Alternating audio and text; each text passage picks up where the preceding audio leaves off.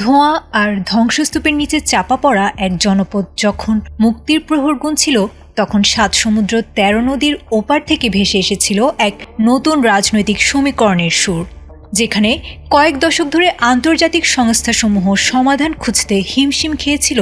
সেখানে যুক্তরাষ্ট্রের নবনির্বাচিত প্রেসিডেন্ট ডোনাল্ড ট্রাম্পের এক মাস্টার প্ল্যান এখন বিশ্ব রাজনীতির কেন্দ্রবিন্দুতে। ফিলিস্তিনের যুদ্ধবিধ্বস্ত গাজা পুনর্গঠনে ট্রাম্পের প্রস্তাবিত গাজা বোর্ড অফ পিস বা শান্তি পরিষদে যোগ দেওয়ার আনুষ্ঠানিক ঘোষণা দিয়েছে ৮টি প্রভাবশালী মুসলিম রাষ্ট্র।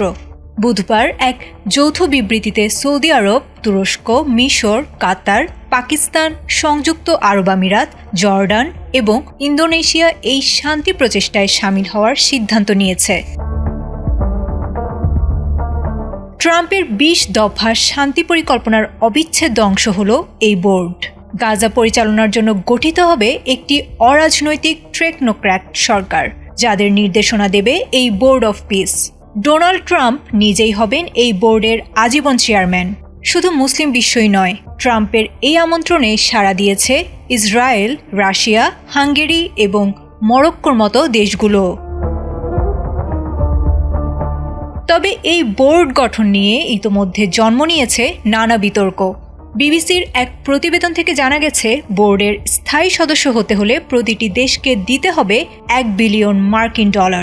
ফরাসি প্রেসিডেন্ট ইমানুয়েল ম্যাক্রো সহ অনেক ইউরোপীয় নেতা একে দেখেছেন জাতিসংঘের সমান্তরাল ও বিপজ্জনক হস্তক্ষেপ হিসেবে।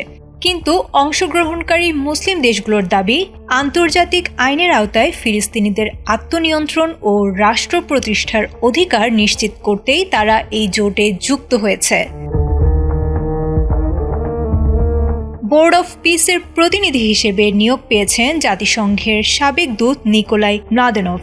২০২৭ সাল পর্যন্ত গাজার ব্যবস্থাপনা তদারকির ম্যান্ডেট পাওয়া এই বোর্ড কি পারবে ধ্বংসস্তূপ থেকে নতুন এক গাজা গড়ে তুলতে, নাকি এটি কেবলই বিশ্ব রাজনীতিতে ট্রাম্পের একক আধিপত্যের নতুন এক হাতিয়ার হয়ে থাকবে?